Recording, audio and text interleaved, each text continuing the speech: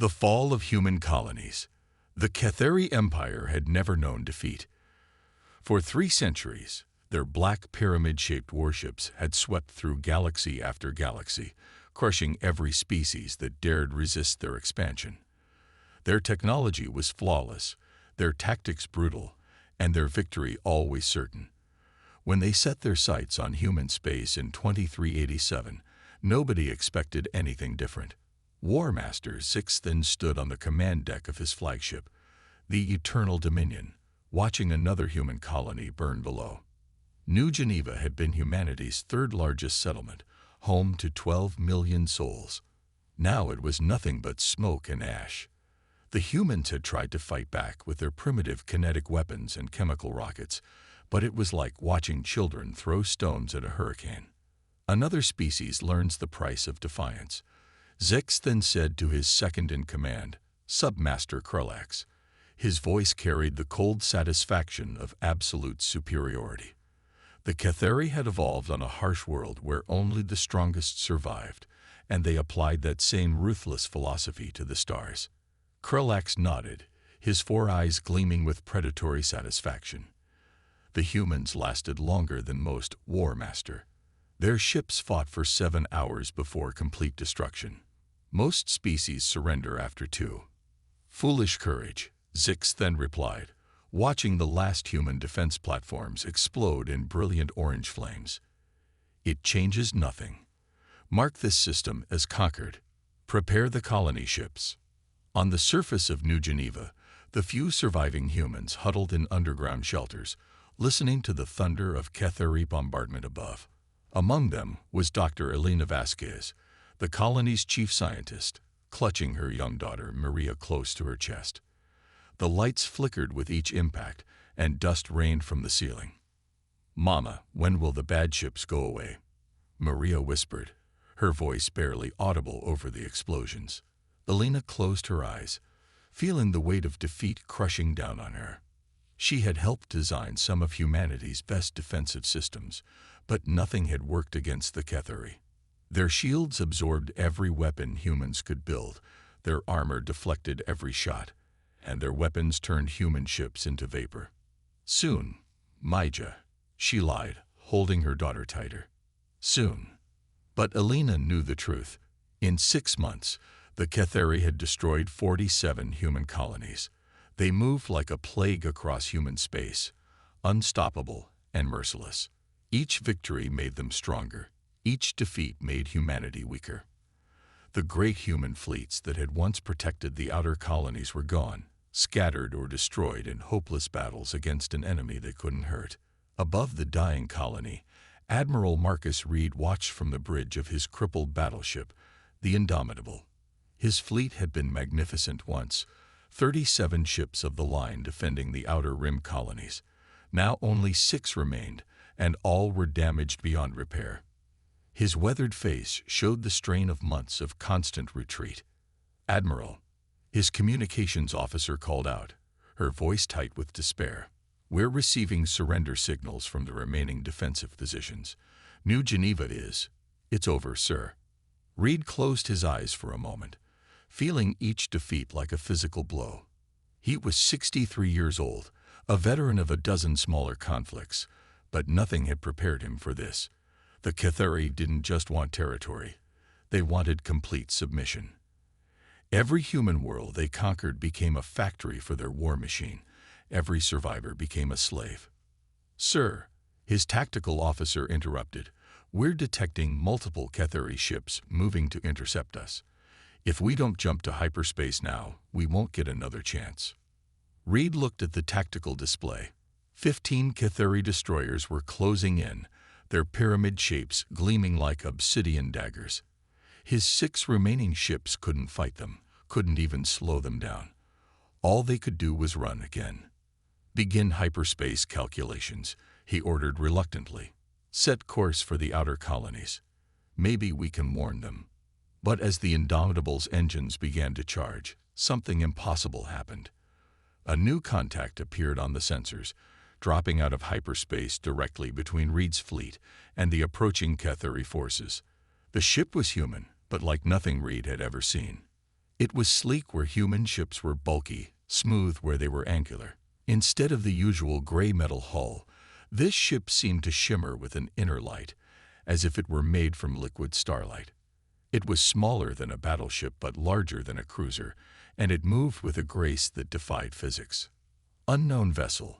Reed transmitted. This is Admiral Reed of the Terran Defense Force. Identify yourself immediately and withdraw from the combat zone. You're outnumbered 15-1. The response came in a calm, confident voice that cut through the chaos of the dying battle. Admiral Reed, this is Commander Sarah Chen of the TDF experimental vessel Defiance. I'm here to buy us some time. Reed's eyes widened. He knew that name. Sarah Chen had been one of the brightest tactical minds in the fleet before she'd vanished 6 months ago with a top-secret prototype ship. Most people assumed she'd been killed in a Ketheri ambush, but here she was, arriving at the worst possible moment. Commander Chen, you need to retreat immediately, Reed ordered. That's a direct order. Your ship can't handle 15 Ketheri destroyers. With respect, Admiral, Sarah's voice remained steady. I didn't come here to retreat. On the Ketheri flagship, War Master 6 then studied the new arrival with mild interest. The ship didn't match any human design in their database, but it was still clearly primitive compared to Ketheri technology. One more human ship would make no difference. Submaster Krelax, he commanded, dispatch 3 destroyers to eliminate the newcomer. Make it quick. I want to begin orbital bombardment within the hour. At once, War Master, Krelax replied, already transmitting the orders. 3 Ketheri destroyers broke formation and accelerated toward the Defiance, their dark hulls bristling with energy weapons. Each destroyer was twice the size of the human ship and armed with enough firepower to level a city. Against any normal human vessel, it would have been over in seconds. But the Defiance was not a normal human vessel. As the Ketheri ships closed in, something extraordinary happened. The Defiance began to phase in and out of reality, becoming translucent like a ghost. The first destroyer fired its main plasma cannon, a beam of superheated matter that could melt through 3 meters of battleship armor. The beam passed harmlessly through the Defiance as if it were made of smoke. On the bridge of the Defiance, Commander Sarah Chen stood calm and focused, her hands dancing across controls that seemed to respond to her thoughts as much as her touch. She was 42 years old, with graying brown hair and eyes that had seen too much war, but her voice remained steady as she spoke to her small crew. Phase generators holding steady at 97%, reported her chief engineer, Lieutenant Commander James Park. We can maintain quantum phase for another 8 minutes. That should be enough, Sarah replied, watching the tactical display as confused Ketheri ships tried to target a vessel that existed in multiple dimensions simultaneously. Begin attack pattern Delta 7. Let's show them what human ingenuity can do. The Defiance solidified just long enough to fire a single, impossibly precise shot. Instead of the crude kinetic rounds or basic energy beams that Ketheri had come to expect from human ships, this weapon seemed to bend space itself. The blast struck the lead destroyer's shield generator with surgical precision, overloading it in a cascade of blue fire. Before the Ketheri could react, the Defiance phased out again, moving through their formation like a shark through a school of fish. Each time it appeared, another crucial system on a Ketheri ship failed. Not destroyed, not damaged in the traditional sense, but simply stopped working as the quantum phase technology interfered with their advanced electronics. War Master 6 then watched in growing disbelief as his 3 destroyers drifted helplessly, their crews struggling with system failures they couldn't understand. In 300 years of conquest, the Ketheri had never encountered technology that could simply ignore their weapons and shields. "What is that ship?"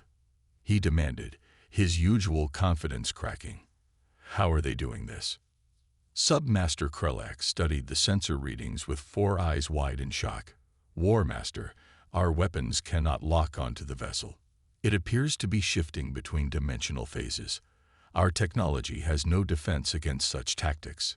"Impossible," Zix then growled. "The humans are primitives. They cannot possess technology superior to ours. But the evidence was right in front of him. One small human ship had neutralized 3 of his destroyers without taking a single hit.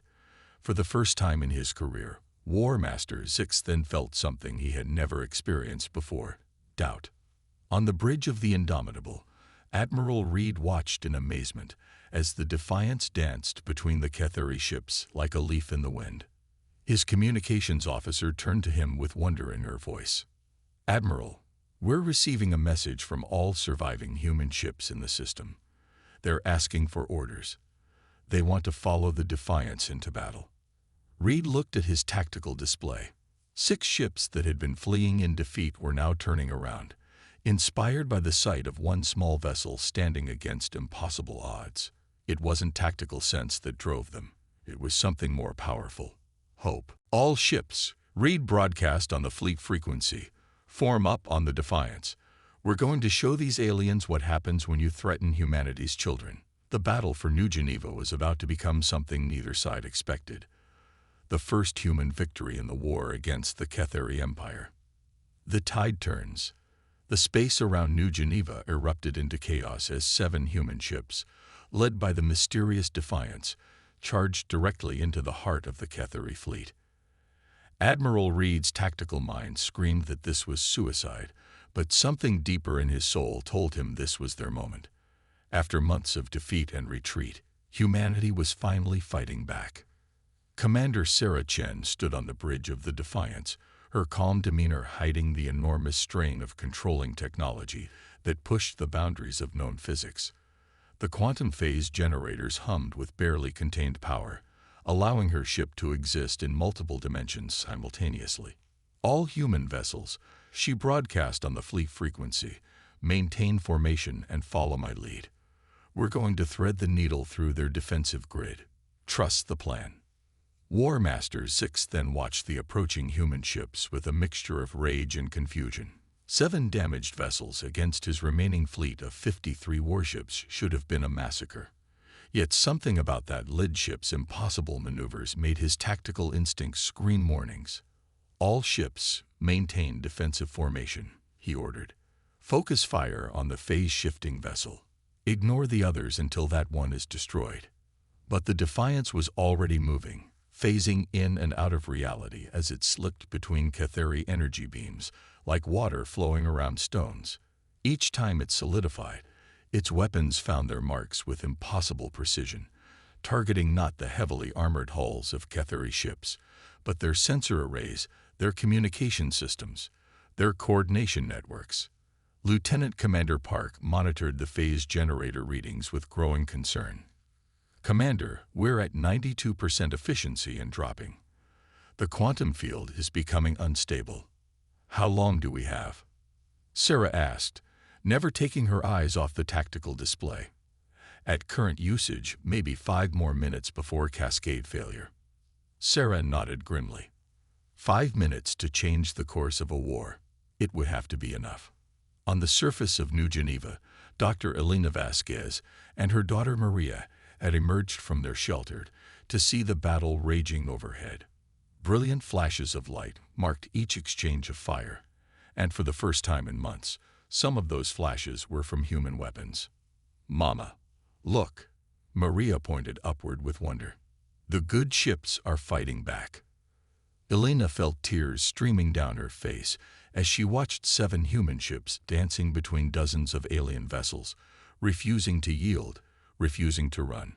She had lost faith during the long months of defeat, but seeing the Defiance phase through a Ketheri battle line like a ghost made her remember why humanity had reached for the stars in the first place. "Yes, Maja," she whispered. "They're fighting for us." In space, the battle had evolved into something unprecedented. Admiral Reed's ships followed the Defiance through impossible maneuvers, using its phase technology to create openings in the Ketheri formation. The Indomitable and her sister ships poured fire through these gaps, targeting the vulnerable rear sections of Ketheri vessels that had never been designed to defend against multi-dimensional attacks. War Master 6 then felt his confidence crumbling as he watched another of his cruisers drift helplessly, its command systems fried by the strange human weapon. The phase-shifting ship seemed to ignore every law of physics he understood, appearing and disappearing at will. Submaster Krellax, he commanded, activate the void cannon. I want that ship atomized. Krellax hesitated. War Master, the void cannon has never been tested in combat. The energy discharge could damage our own ships. Do it, Zix then snarled. I will not be defeated by primitive humans. The Eternal Dominion began to charge its most powerful weapon, a device that could tear holes in space itself. Energy built up in the ship's forward section, creating a visible distortion in the fabric of reality. On the Defiance, Sarah's sensors detected the massive energy buildup. She had seen reports of Ketheri's superweapons, but had hoped never to face one. The void cannon was designed to destroy entire fleets with a single shot. All ships, she broadcast urgently, emergency scatter pattern. The flagship is charging the superweapon. But as the human ships began to disperse, Sarah made a decision that would echo through history. Instead of fleeing, she turned the Defiance directly toward the Ketheri flagship. Commander, what are you doing? Lieutenant Commander Park called out in alarm. Something that should be impossible, Sarah replied, her hands flying over the quantum phase controls. James, transfer all power to the phase generators, everything we have. Ma'am, that will overload the system. The ship won't survive the cascade failure. Sarah looked at her small crew, men and women who had volunteered for an experimental mission that had become humanity's last hope. I know, but maybe we don't need to survive. Maybe we just need to make a statement. The Defiance accelerated directly toward the Eternal Dominion as the void cannon reached full charge. The massive Ketheri weapon fired, releasing a beam of pure annihilation that could have destroyed a moon. But instead of striking the Defiance, the beam encountered something impossible. Sarah had overloaded the quantum phase generators, creating a dimensional rift directly in front of her ship. The void cannon's energy disappeared into the rift, traveling through folded space to emerge directly behind the Ketheri fleet. The beam struck 3 Ketheri cruisers from behind, destroying them instantly with their own flagship's weapon. The feedback from the dimensional manipulation tore the Defiance apart, but not before Sarah managed one final transmission that reached every human ship in the system. This is Commander Chen.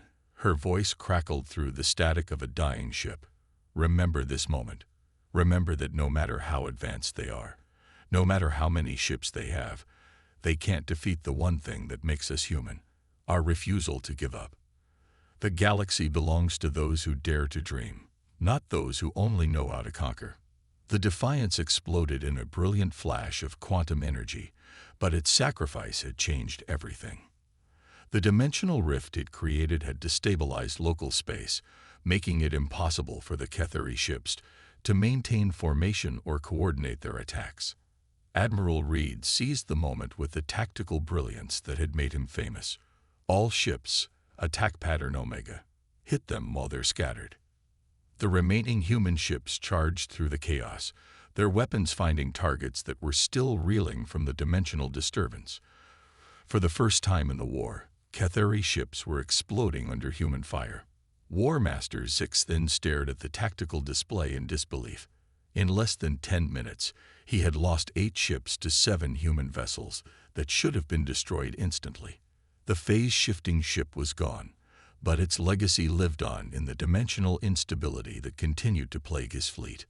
War Master, Submaster Krellax reported with barely concealed panic, "We're receiving reports from across the battle line. Our ships cannot maintain weapon locks. The quantum disturbance is interfering with all our targeting systems." For the first time in 3 centuries of conquest, a Ketheri war master gave an order that had never been spoken in battle. All ships withdraw to safe distance. We retreat. As the Ketheri fleet pulled back, Admiral Reed couldn't believe what he was seeing. The most powerful military force in the galaxy was retreating from 7 human ships, 6 of which were damaged beyond normal combat effectiveness. But the victory was bigger than just one battle. Across human space, the news of New Geneva spread like wildfire. The Defiance had proven that the Cathari could be defeated, that human ingenuity could overcome superior technology, that courage and sacrifice could change the course of history. On the surface of New Geneva, Dr. Elena Vasquez held her daughter close as they watched the alien ships disappear into hyperspace.